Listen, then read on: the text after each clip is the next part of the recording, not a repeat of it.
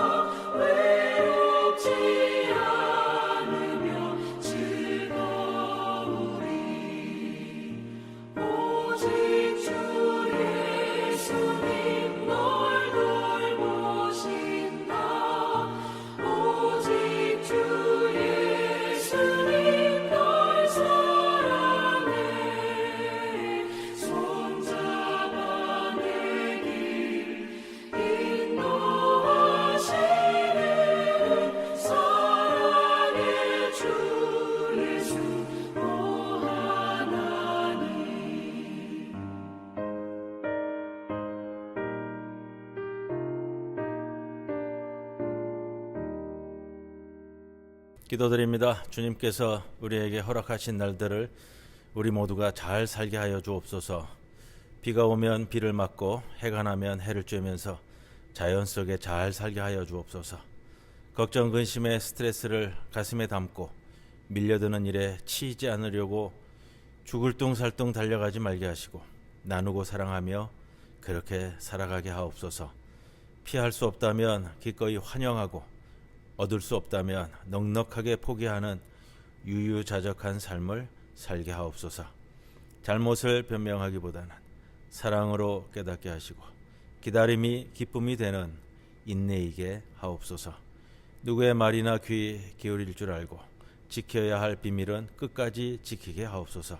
하루 해가 길지 않다는 것을 알게 하시고 앞에 나타날 내일을 설렘으로 기다리게 하옵소서. 예수님의 이름으로 기도드립니다. 아멘. 298장 찬송드립니다.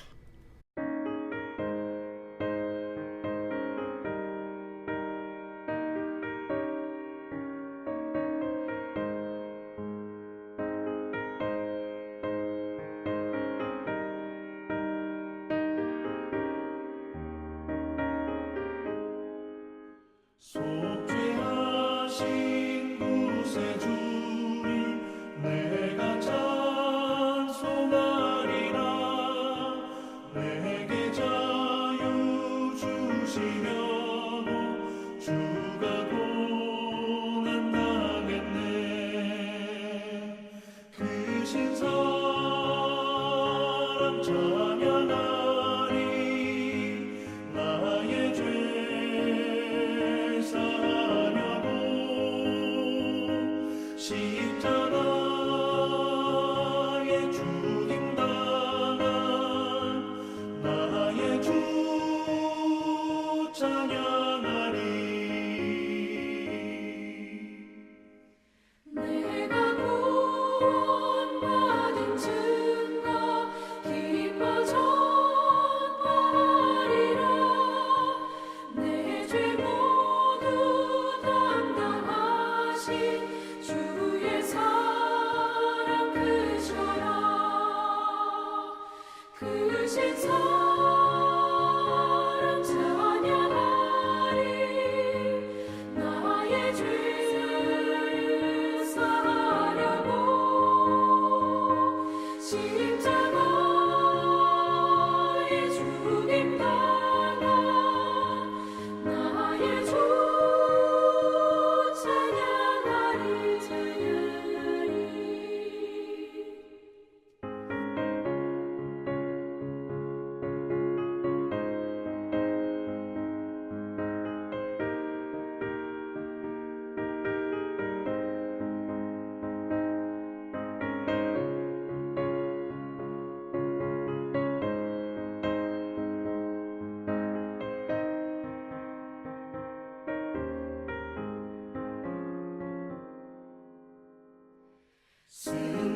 승리하신 구세주를 내가 찬송하리라. 죄와 죽음 치욕 권세 주가 모두 이겼네. 크신 사랑 찬양하리. 나의 죄 사하려고 십자가에 죽임당한 나의 주 찬양하리. 고마우신 구세주를 내가 찬송하리라. 죽음에서 생명으로 나를 인도하셨네. 크신 사랑 찬양하리. 나의 죄 사하려고 십자가에 죽임당한 나의 주를 찬양하리.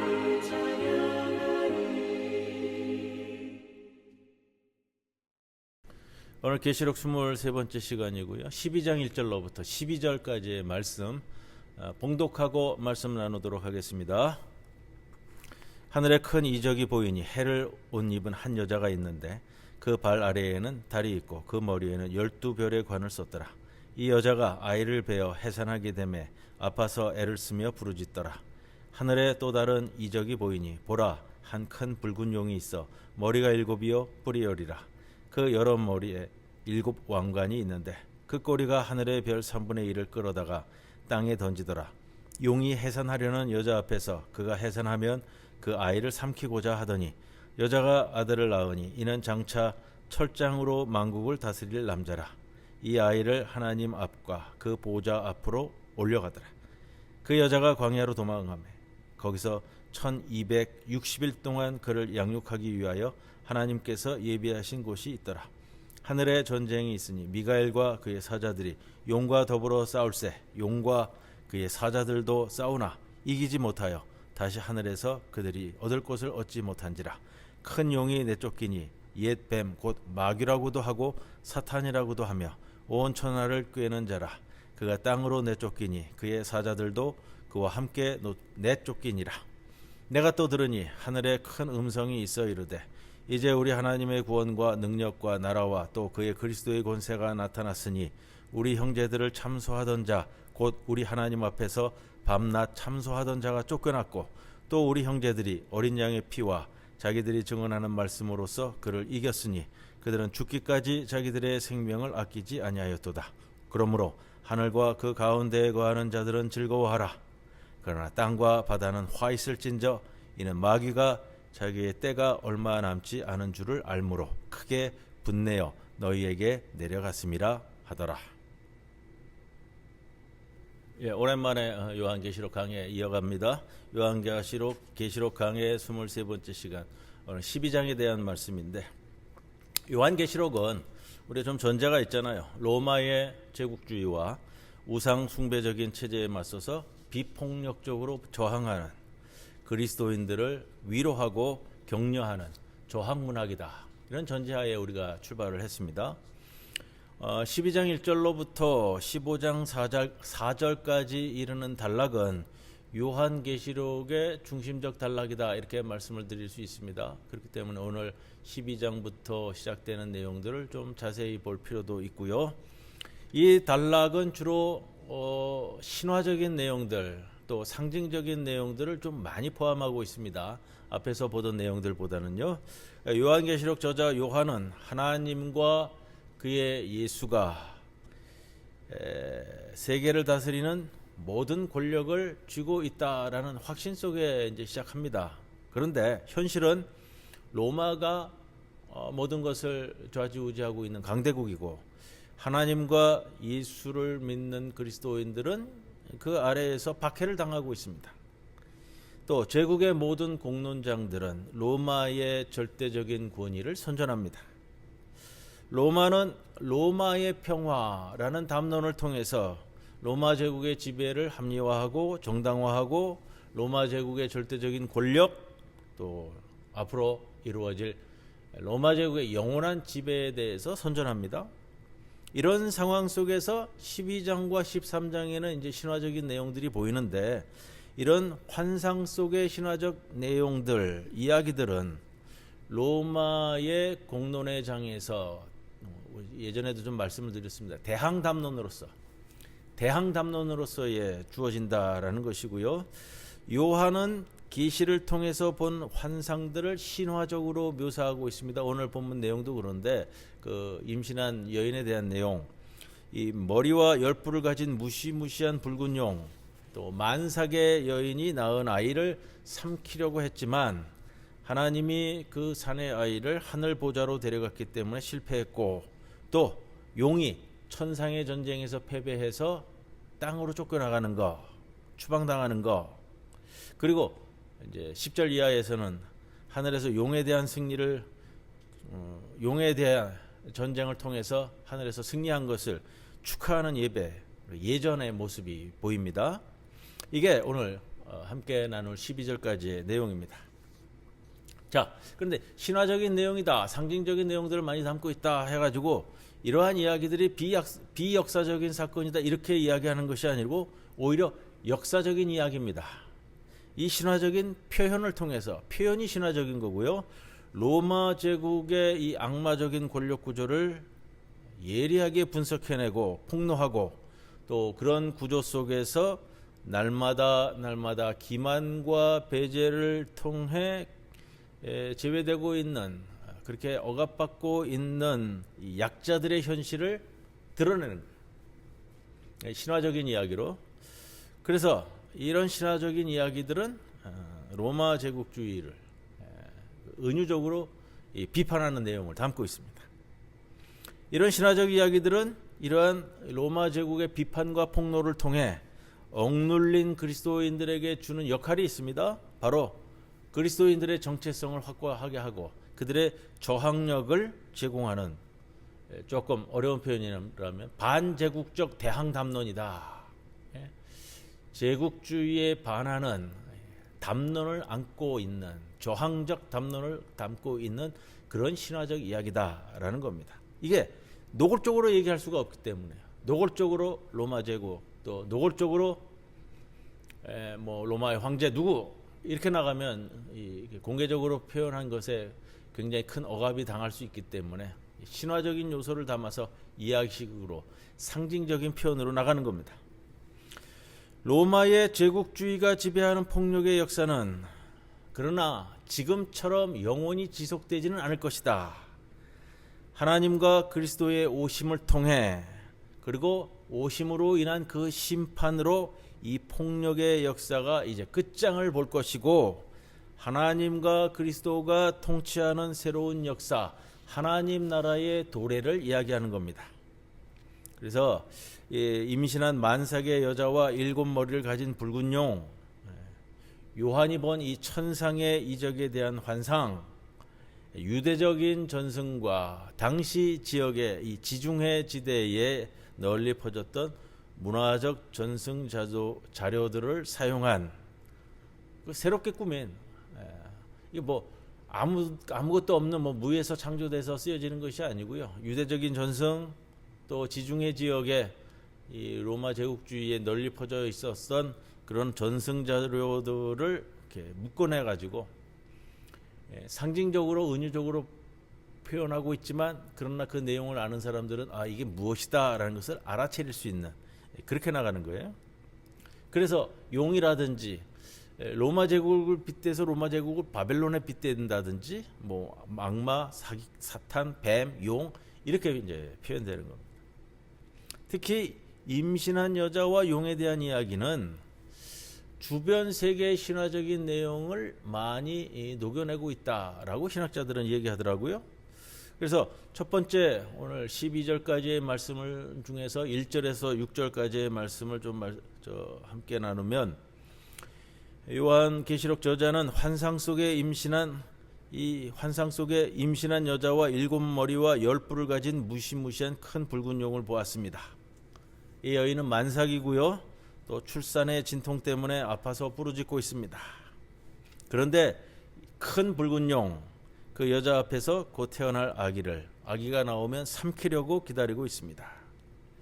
이러한 용의 적대적인 행동, 용 자신이 그 아기를 삼켜서 자신이 왕이 되고자 시도하고 있는 것, 이렇게 의미하고요. 그 용의 반신적인 본성은 어떤 모습을 보이냐면, 본문에도 나타나지만 자신의 꼬리로 하늘에 있는 별들의 3분의 1을 끌어다가 땅에 던지는 행위, 이런 것들을 통해서 이 반신적인 모습이 드러납니다. 그런데 이 위험한 순간에 여자가 아이를 낳았습니다. 다행스럽게도 하나님의 개입으로 그 아이는 하나님과 그 보좌 앞으로, 5절에 나오는 표현인데, 하나님과 그 보좌 앞으로 이끌려 올라갔습니다. 그러므로 아이를 삼키고자 기다렸던 용의 시도가 실패했습니다. 그 여자가 낳은 사내 아이가 누구냐? 세계를 다스릴 메시아다라는 것을 5절에서 이 표현을 씁니다. 철장으로 만국을 다스릴 남자. 철장은 뭐냐면요, 철로 만든 지팡이를 얘기합니다. 자, 이 여자는 누구를 상징할까? 우리가 1차적으로 이 여자는 예수님을 낳은 마리아를 가리킬 겁니다. 또 한편 이 여자는 누구냐? 메시아를 기다리고 있는 이스라엘과의 연속성에 있는 교회 공동체, 그리스도교적 공동체를 의미하는 표현이다, 이렇게 보고요. 이 사내의 아이는 이 공동체의 구성원들이 믿는 순환당하는 메시아를 상징합니다.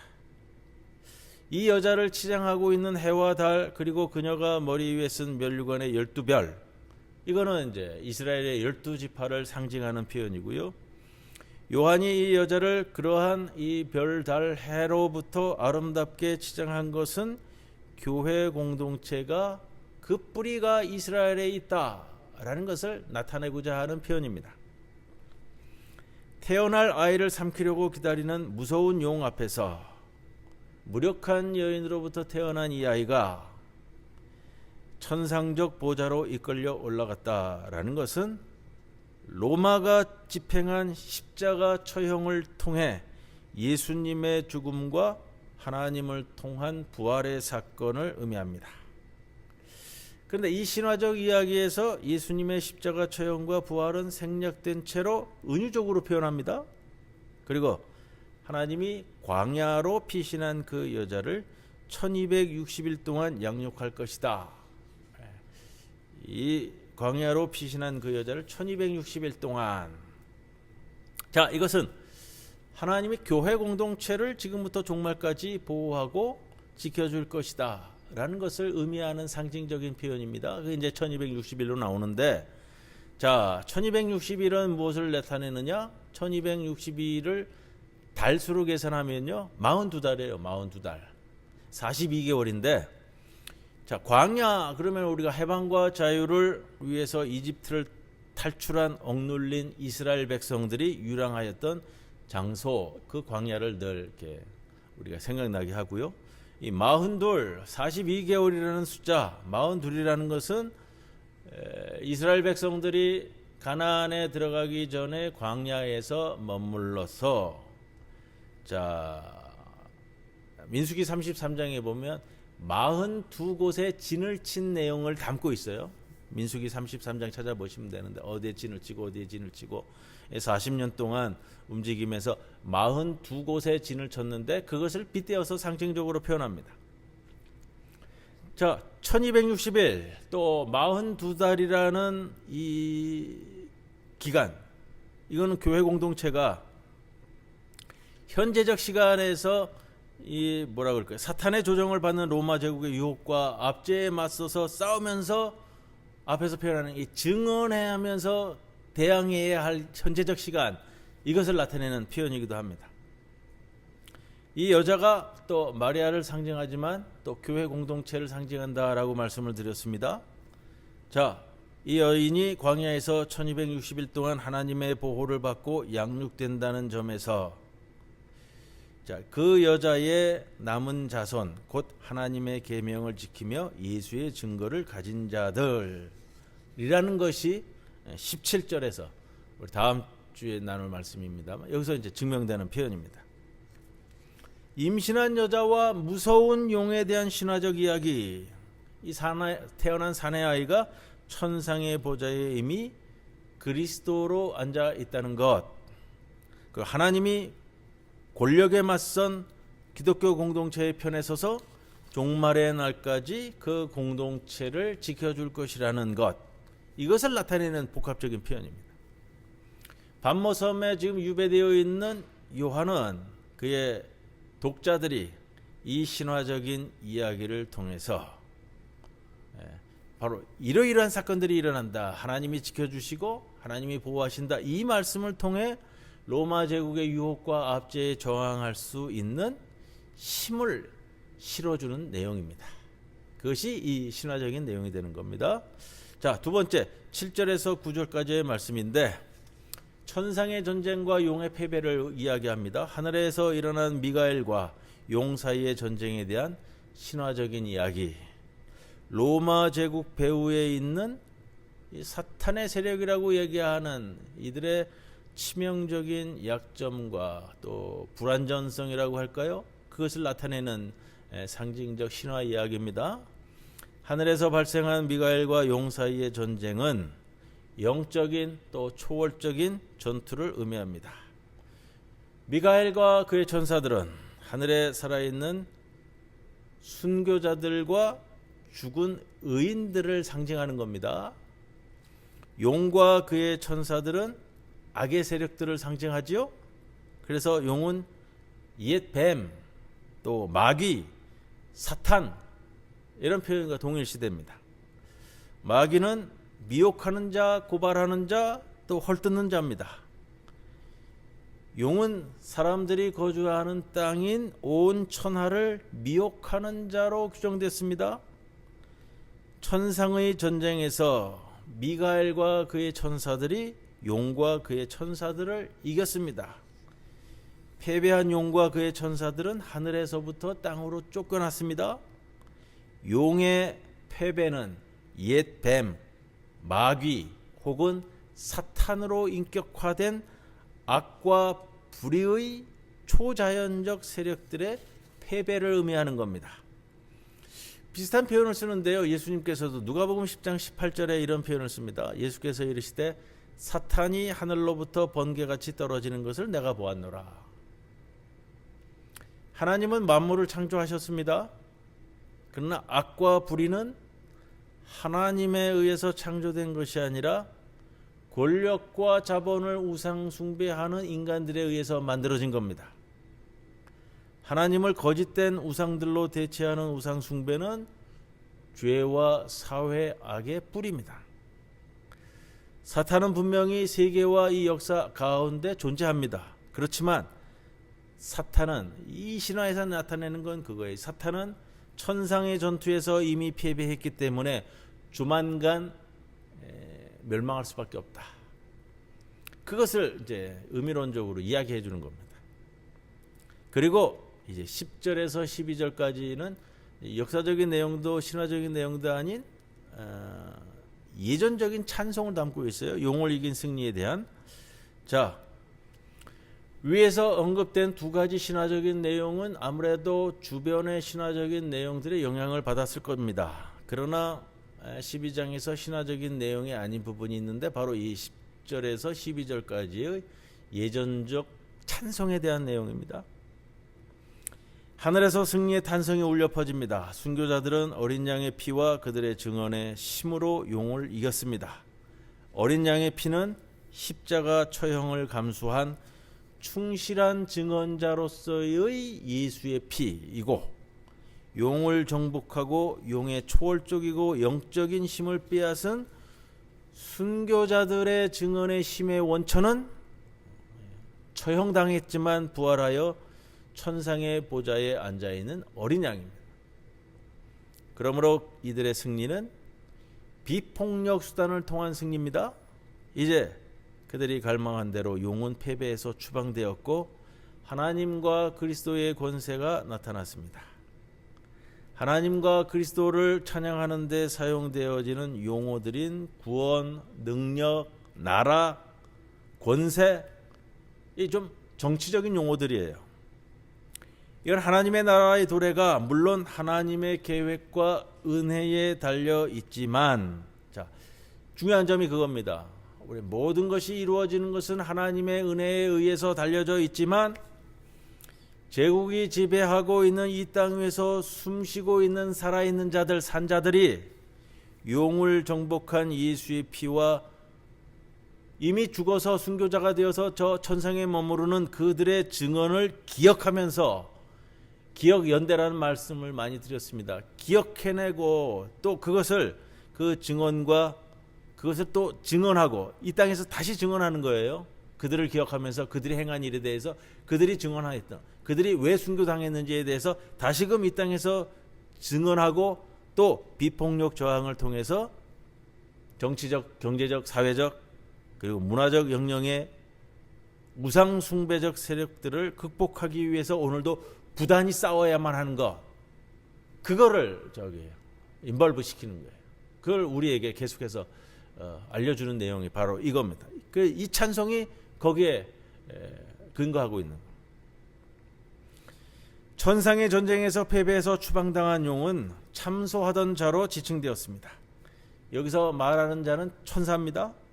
우리 형제는 하늘에 있는 남녀 순교자들, 증언자들, 죽은 남녀 의인들을 가리킵니다. 증언이라는 것과 순교라는 것 사이에는 인과관계가 있습니다. 증언은, 여기서 증언은 사적인 말이 아니고요, 권력자들의 면전에서 하는 철회할 수 없는 공개적인 말을 이야기합니다. 증언하는 것 자체가 조항하는 겁니다. 기억하는 것 자체가 증언하는 것이고요. 순교자들은 증언하였기 때문에 그들의 증언을 싫어하는 권력자들에 의해서 살해됐습니다. 천사는 하늘과 그 가운데 거하는 자들은 즐거워하라 라고 탄성을 지릅니다. 그들은 역사의 초월적 차원을 의미하는 하늘에서 살아있는 순교자들과 죽은 의인들입니다. 반면에 그 천사는 역사의 경험적 차원을 상징하는 땅과 바다는 화가 있을 것이라고 경고합니다. 왜냐하면 하늘에서 패배한 용이 자기 때가 얼마 남지 않은 줄 알기 때문에 크게 분내어 너희에게로 달려갔기 때문입니다. 여기서 너희는 로마 제국이 지배하고 있는 세계에서 지금도 숨쉬고 있는 산자들, 즉 억눌린 그리스도인들과 약자들을 가리킵니다. 패배한 용의 분노가 불가피해 보이지만 그러나 잠깐일 겁니다. 왜냐? 그 용이 활동할 수 있는 시간이 얼마 남지 않았기 때문에. 그걸 보여주는 거예요. 용이 하늘에서 패배했고 분내어서 땅에 와서 마지막 발악을 하지만 그러나 그들의 활동 시간이 얼마 남지 않았다. 요한은 현재의 시간을 패배한 용이 지배하는 억압의 시대로 인식했습니다. 그래서 10절에서 12절의 이 예전적 찬송은 로마 제국의 우상숭배적 체제에 저항하는 소아시아에 흩어져 있는 기독교 공동체의 구성원들의 의식을 분명하게 반영해내고 있습니다. 그들은 하늘에서 이미 이루어진 나라가 지금은 용과 짐승들이 지배하는 이 식민지 한가운데 있지만 그러나 그것이 곧 이루어질 것을 소망하면서 그리고 하나님과 어린 양 예수를 예배하고 찬양하면서 용과 짐승들에게 끊임없이 그들의 증언을 토해내면서 증언할 수 있는 것, 증언한 것이 바로 오늘의 이 찬송이다. 오늘 여기까지 말씀 나누겠습니다. 299장 찬송드립니다.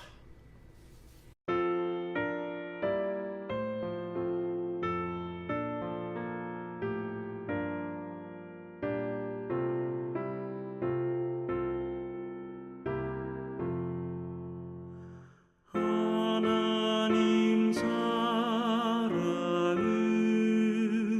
온전한 참 사랑 내 맘에 부어주시사 충만케 하소서 내 주님 참 사랑 햇빛과 같으니 그 사랑 내게 비추사 뜨겁게 하소서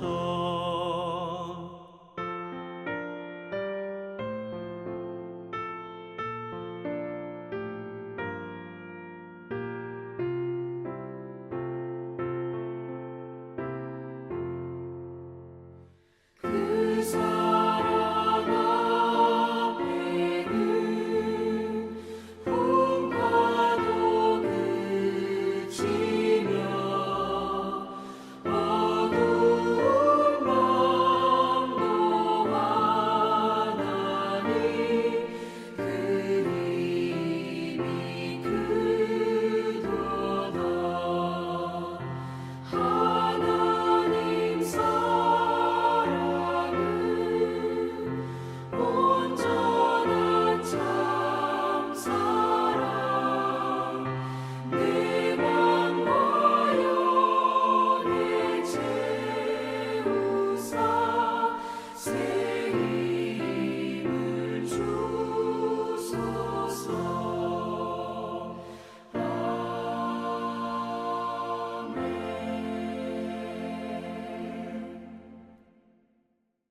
주님 가르쳐 주신 기도 함께 드립니다. 하늘에 계신 우리 아버지, 이름이 거룩히 여김을 받으시오며 나라가 임하시오며 뜻이 하늘에서 이루어진 것 같이 땅에서도 이루어지이다. 오늘 우리에게 일용할 양식을 주시옵고 우리가 우리에게 죄 지은 자를 사하여 준 것 같이 우리 죄를 사하여 주시옵고 우리를 시험에 들게 하지 마시옵고 다만 악에서 구하시옵소서. 나라와 권세와 영광이 아버지께 영원히 있사옵나이다. 아멘.